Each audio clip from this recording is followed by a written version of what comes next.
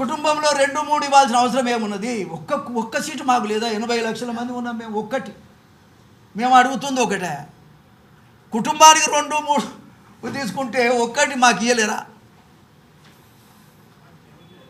ఒక్క సీటుకు కూడా మాది గారు అర్హులు కాదా? అదన్నా చెప్పండి. మాకు కూడా న్యాయం చేయండి, మా కులానికి కూడా న్యాయం చేయండి. నిజంగా మాది గారు ఓట్లు వేయకపోతే పార్టీ భవిష్యత్తు ఏమిటి? కాంగ్రెస్ పార్టీ భవిష్యత్తు ఏమిటని నేను అడుగుతున్నా. ఒక సీనియర్ నాయకుడిగా, ఆ పార్టీలో చేద్దామనేటువంటి ఆలోచన కలిగినటువంటి ఒక వ్యక్తిగా పార్టీ భవిష్యత్తు ఏమిటి? ఇంతవరకు ఎవరైనా ఈ రకమైన నిర్ణయం తీసుకున్నారా?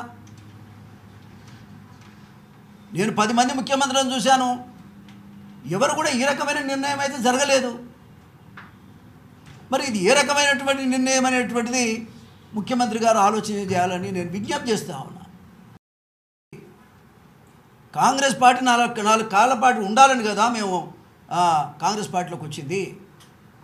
కానీ ఇవాళ మా జాతి మొత్తాన్ని పక్కన పెట్టేసి రిజర్వేషన్లే లేవు అన్నట్టుగా రిజర్వేషన్లకు దూరంగా పెట్టి 3 స్థానాలు రిజర్వేషన్స్ ఉంటే, మరి ఎంపీ స్థానాలు ఉంటే 3 స్థానాల్లో మాదిగా కులానికి ఒక్కటి కూడా కేటాయించకపోవడం అనేటువంటిది ఇవాళ జాతి మొత్తం బాధపడుతున్న విషయంగా ఈ సందర్భంగానే తెలియదు. ఇది అవమానకరమైనటువంటి విషయంగా కూడా ఈ సందర్భంగానే తెలియజేస్తా ఉన్నా.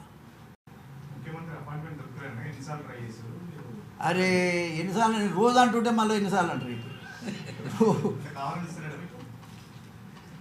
ఎందుకు ఇస్తాడో నాకు తెలియదు. ఇక నువ్వు అడిగే క్వశ్చన్లో నేను ఏం చెప్పాలి? నేను రోజు అడుగుతున్నా.